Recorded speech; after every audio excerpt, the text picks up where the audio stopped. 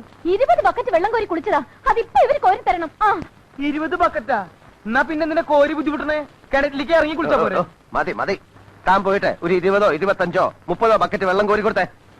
അങ്ങനെ അയാളെ കൊണ്ട് വെള്ളം കോരിച്ച് സാമി ഒഴിയാൻ നോക്കണ്ട. ഇത് മുഴുവൻ സാമി തന്നെ കഴുകി തരണം. എന്ത്? എന്നെ കുളിപ്പിച്ച് തരണോന്ന്.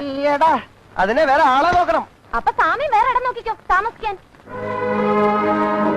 എന്നെ കുളിപ്പിച്ച് തരാണ്ട് സാമി ഇവിടെ താമസിക്കാന്ന് വിചാരിക്കണ്ട.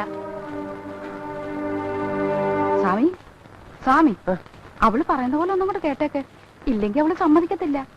ഒന്നും വിചാരിക്കണ്ട സ്വാമി, ഒരു കഥയില്ലാത്ത പെണ്ണല്ലേ, കൊച്ചുകുട്ടിയായിട്ട് കരുതിയാ മതി. പറഞ്ഞത്ര കൊച്ചുകുട്ടിയൊന്നുമല്ല.